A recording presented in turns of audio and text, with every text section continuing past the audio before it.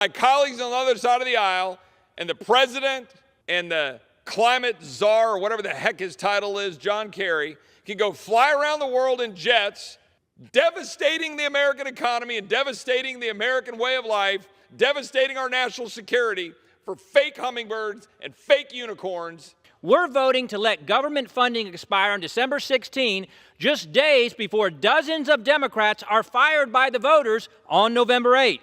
I'm all for looking at ways to cut certain agencies and reduce government and the power that they have, but I didn't say that. I just said we shouldn't be giving them more money, for goodness sake, in light of what they've been doing.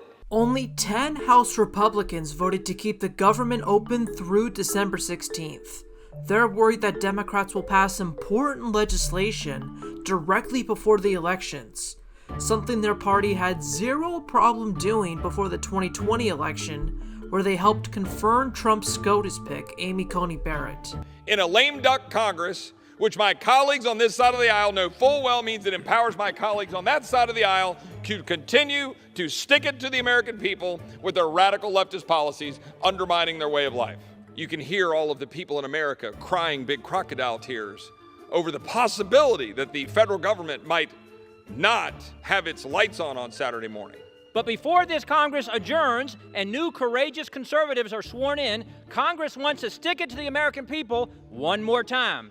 No Republican should have in the Senate, and no Republican in this House, and even those on the other side, should give one more cent to a government that doesn't care about our border, but wants to send $12 billion more to fund to secure the border of Ukraine. We should end the vaccine mandate and the COVID China virus emergency and not fund an administration that wants to fire healthcare workers because they don't get a vaccine.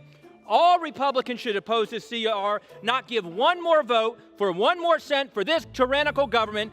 And we're going to have a Titanic moment. Anybody that understands what happened on the Titanic understands that the reason they had so many losses of life on the Titanic is they didn't have enough lifeboats. This government is bankrupting America. Why would we support more funding for unaccountable officials in the Biden administration, particularly these two agencies, Department of Justice, in light of what we've seen from them over the past several months? Time and time again, they have weaponized that agency to go after the American people.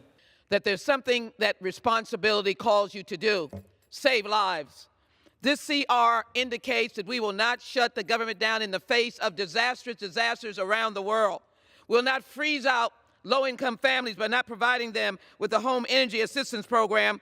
And yes, we will ensure that agencies like housing and health and public safety, to reduce the crime across America, to respond to the needs of our police officers and victims of crime, will not shut down.